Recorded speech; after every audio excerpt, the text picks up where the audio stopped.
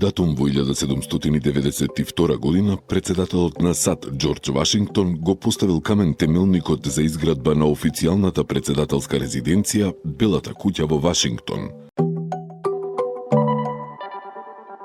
На денешен ден во 1822 година во Венеција починал Антонио Канова, италијански вајар и најголем мајстор на италијанскиот класицизам. Меѓу неговите најпознати дела се Амор и Психа, Паолина Боргас како Венера, Персеј и Наполеоновата биста во Фонтебло.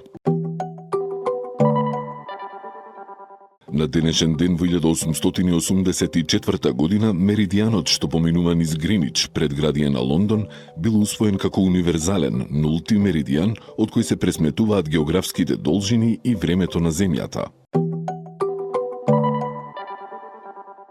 На овој ден во 1911 година е роден Андре Навара, француски виолончелист и професор на Парискиот конзерваториум. Извесно време предавал и во Скопје, бил чест учесник на фестивалот Охридско лето. На денешен ден во 1921 година е роден Ив Монтан, Иво Ливи, француски актер и пејач од италијанско потекло, познат по филмовите Надница за страв, Хероите се уморени и Признание. На овој датум во 1923 година турскиот парламент ја прогласил Анкара, поранешна Ангора, за нова престолнина на Турција. Пред точно 100 години на овој ден е родена британската премиерка Маргарет Тачер, првата жена премиер во историјата на Велика Британија, позната по својата одлучност и цврста рака.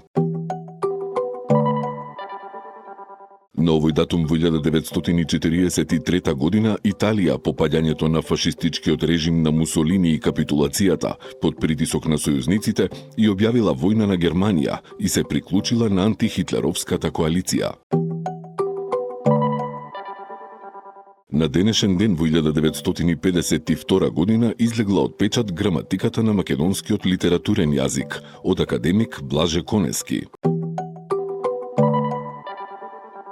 На овој датум во 1964 година тројца советски космонаути, членови на првиот екипаж во историјата на вселенските летови, успешно се вратиле на Земјата по 24 часа во орбитата со бродот Восход-1. На овој датум во 1992 година во Лос Анџелес починал американскиот актер Ентони Перкинс, најпознат по улогата во филмот Психо. На овој ден во 1993 година македонската фудбалска репрезентација го одиграла првиот официјален надпревар како самостојна држава, победувајќи ја Словенија со 4:1 во Крањ. На денешен ден во 1995 година во Скопје бил потпишан меморандум за практична примена на привремената спогодба меѓу Македонија и Грција. На овој датум во 1997 година британски суперсоничен автомобил прв пат на копно го пробил звучниот зид, достигнувајќи брзина од 1222,7 км на час. На денешен ден во 2003 година во Скопје починал Ѓорѓи Колозов, еден од најпознатите македонски актери, препознатлив по серијата Македонски народни приказни.